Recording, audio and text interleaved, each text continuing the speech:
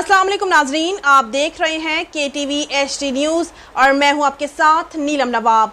आइए चलते हैं आज की इलाकाई खबरों की तरफ। खबर शामिल करते हैं मुजफ्फरगढ़ से। हमारे नुमाइंदे एहसान करीम की रिपोर्ट के मुताबिक Muzaffargarh deputy commissioner Usman Ali Khan, deputy commissioner Kot Addu Syed Munawar Bukhari के हमरा 8वें थल जीप रैली की तैयारियों का जायजा लेने के लिए छांगा मांगा टेले का दौरा।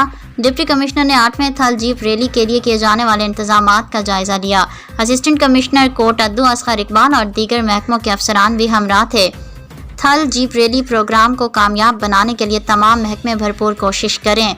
ज़िला मुजफ्फरगढ़ और ज़िला कोट अद्दू के शहरियों के लिए खुशगवार और तफरीही माहौल फराहम करना हमारी अव्वलीन तरजीह है। डिप्टी कमिश्नर उस्मान अली 8वें थल जीप रैली 9 नवंबर से 12 नवंबर तक जारी रहेगी। DC मुजफ्फरगढ़।